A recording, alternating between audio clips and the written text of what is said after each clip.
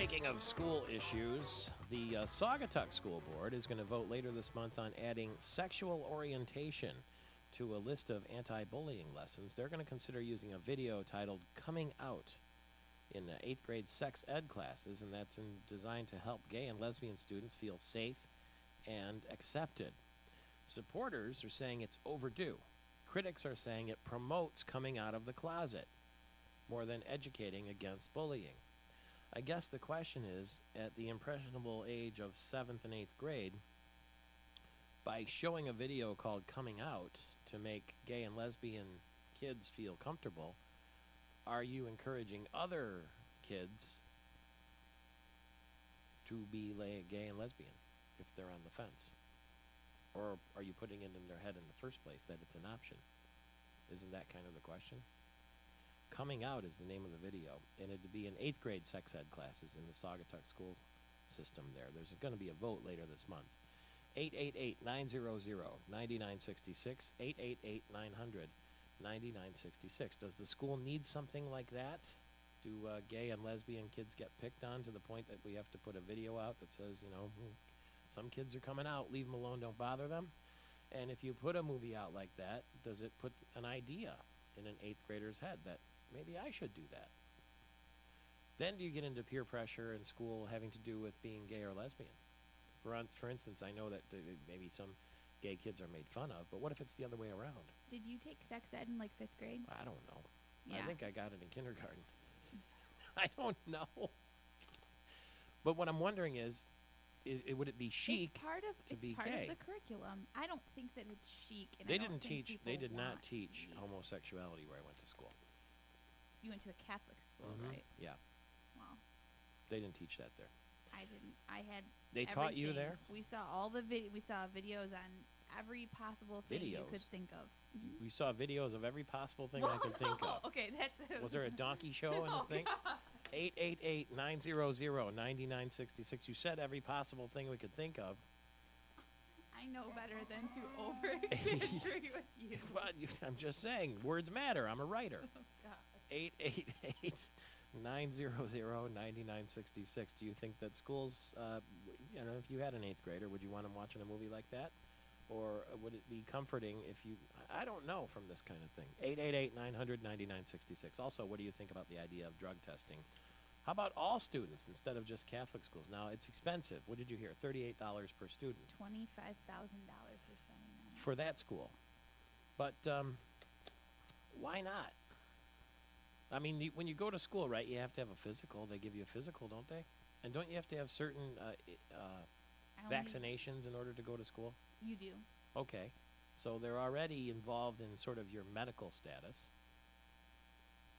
And you have to go to school in the first place. That's the law, right? So it's not like you have the freedom of choice to not go to high school. Right, You have but- to go, right?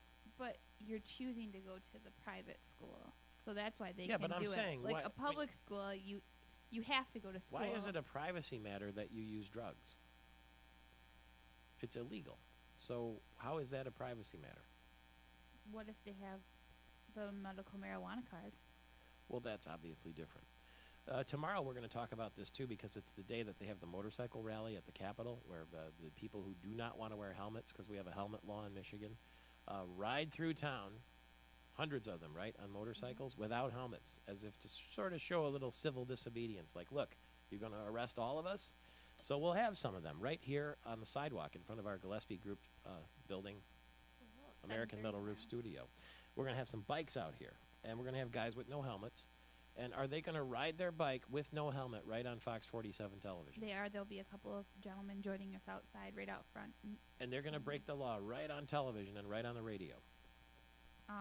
We're going to have it right there on tape. I don't Yeah. know if we tape the show.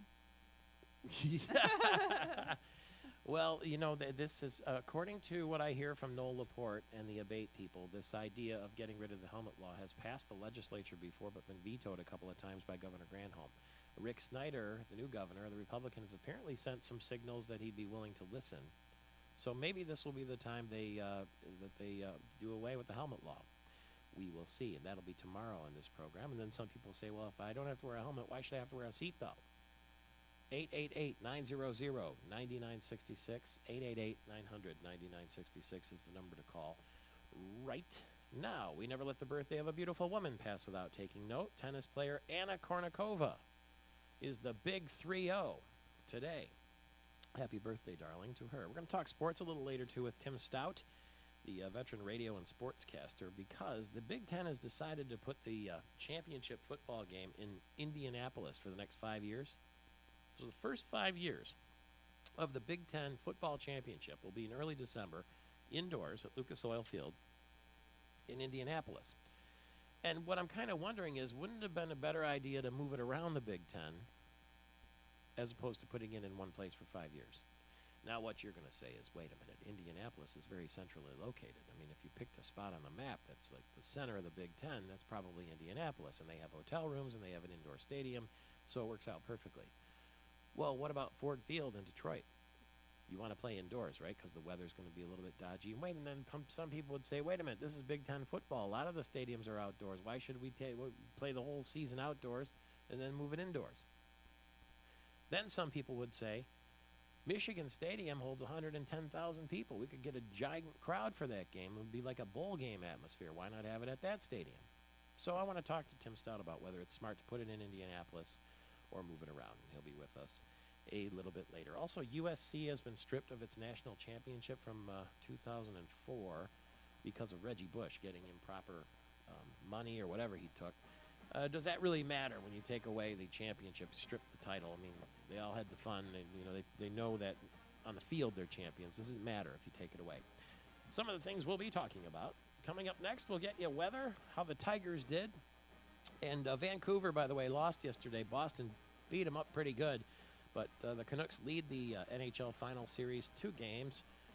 And the Lions have been practicing at Country Day High School in Birmingham, voluntary workouts. They're hoping that the NFL lockout will finish in time to have the season. And Plaxico Burress emerged from prison yesterday looking like a hoodlum.